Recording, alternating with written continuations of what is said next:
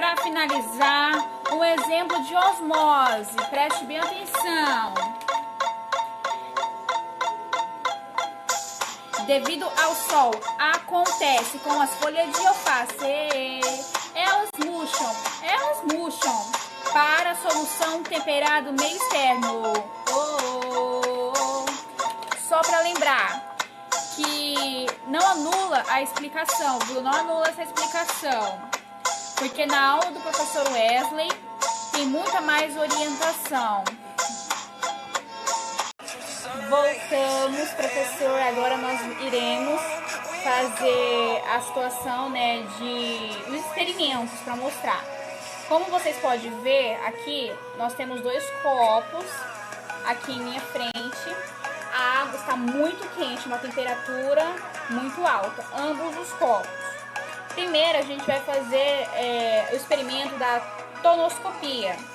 O que seria a tonoscopia? É uma propriedade coligativa que estuda o abaixamento da pressão máxima do vapor de uma solvente, então, a ser adicionado um soluto não volátil. Assim, temos como exemplo se adicionar açúcar.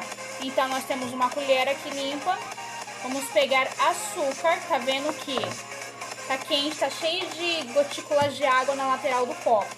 Vamos adicionar uma colher de água, ou de açúcar. Vamos agora colocar uma colher de açúcar.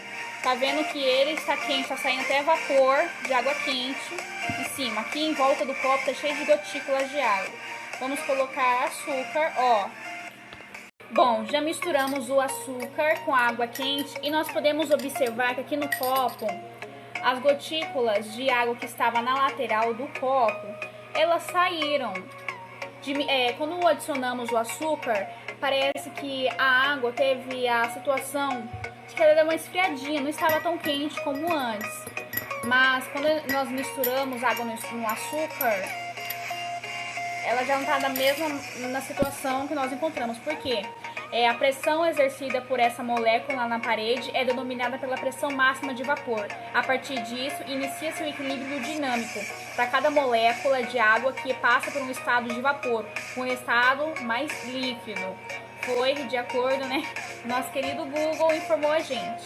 Então, o primeiro experimento é esse, da água e açúcar, que é a tonoscopia. Agora a gente vai fazer o exemplo da crioscopia. O segundo exemplo que nós temos para fazer a dinâmica, né, o experimento, é a crioscopia. Porém, para o segundo exemplo, né, de crioscopia, nós não temos os componentes deles em casa, que é o que? A água do mar. Como podemos, exemplo, podemos citar a água do mar, que quando localiza em locais próximos aos poros, não congela. Isso ocorre porque há uma elevação de quantidade de sais dissolvido no local, tá? Isso é a crioscopia. Então a gente já pula para ebulioscopia, né, que é uma propriedade coligativa correspondente ao aumento de ponto de ebulição. É onde o líquido acrescenta de um soluto não volátil, que não evapora.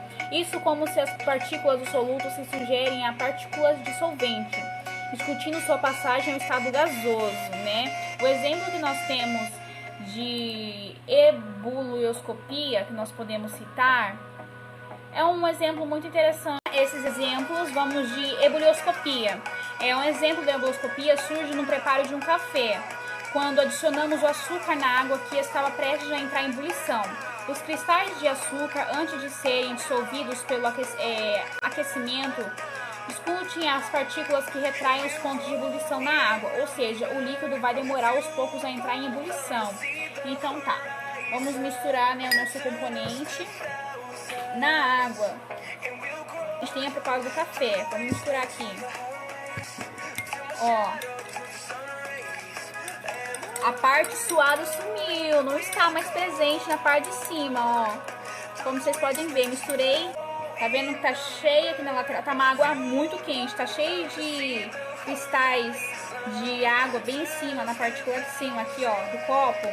Tá todo suadinho. Agora vamos misturar, né? Exemplo que a gente